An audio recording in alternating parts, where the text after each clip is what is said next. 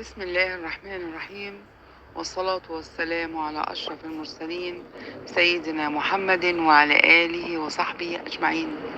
إياكم وسوء الظن. سوء الظن ده يودي النار على طول.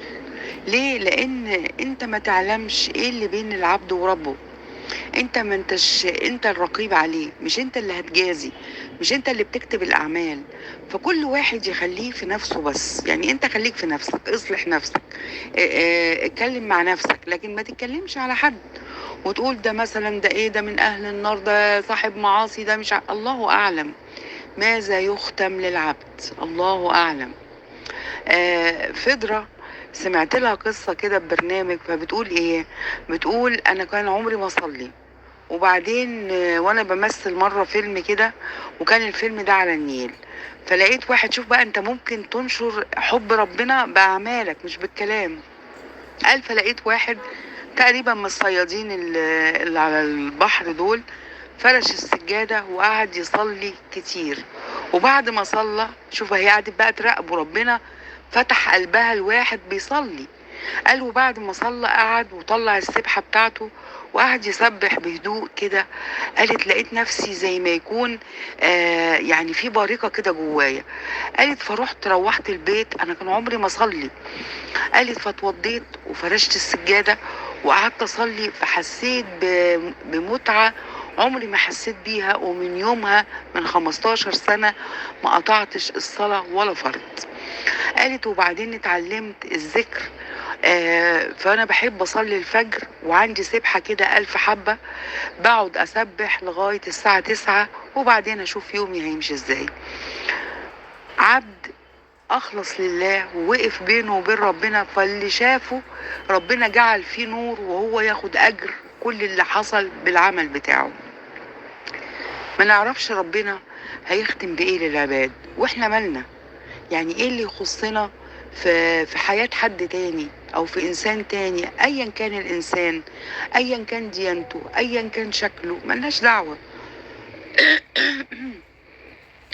احنا كلنا عبيد في ارض الله، كلنا بنبتغي حب الله.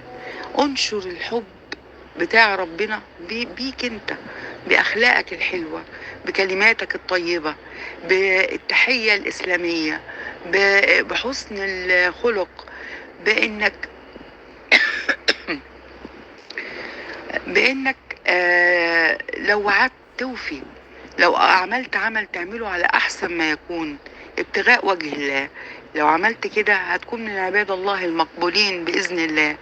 لكن ان احنا نتكلم على حد ونناقش قضايا حد كده في الجهر كده، ونتكلم عليه ويا ساتر يا رب واعوذ بالله، وايه ده؟ احنا مالنا؟ كل واحد خليه في نفسه، كل واحد هيمشي لوحده بأعماله بحاله بس. محدش في الدنيا هيشيل أعمال حد. احنا كل واحد فينا شايل عمله، وشايل كلامه، ولسانه متسجل كل كلمة هو قالها. خلي بالكو، اللسان ده مشكلة كبيرة. أولا ما بيتعبش، يعني يقعد يتكلم كده 4 ساعات ما يتعبش. يدخلك أعلى درجات الجنة ويوديك درجات النار والعياذ بالله. فكل واحد يخلي باله في نفسه بس. ولو حد جه اتكلم ما قدامك قوله مش عايز اسمع، ماليش دعوه. حد اتكلم على اخلاقيات حد ايا كان هو مين، ولا تقول بقى ده ممثل مشهور نتكلم عليه عادي. مفيش حاجه اسمها عادي، في هو انسان. اي انسان له كرامه عند الله عز وجل. لما جه اتكلم ربنا جل وعلا قال تعالى اعوذ بالله من الشيطان الرجيم، بسم الله الرحمن الرحيم، قل اعوذ برب الناس. هو رب الناس كلها، رب الناس كلها ايا كان شكلها ديانتها، هو اللي خلقنا، هو الخالق.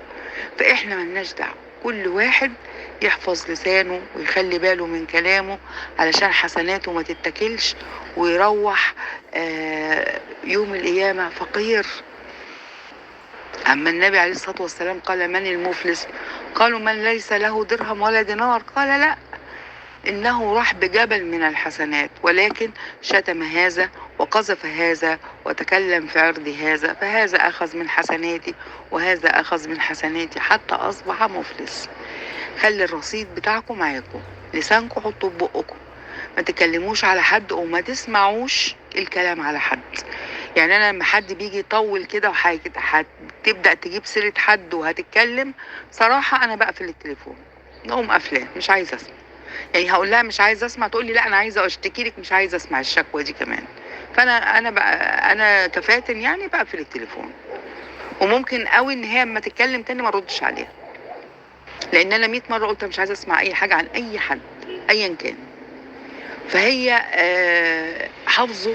احنا يعني خلي بالكم، الرحله بتاعتنا دي ليست باليسيره.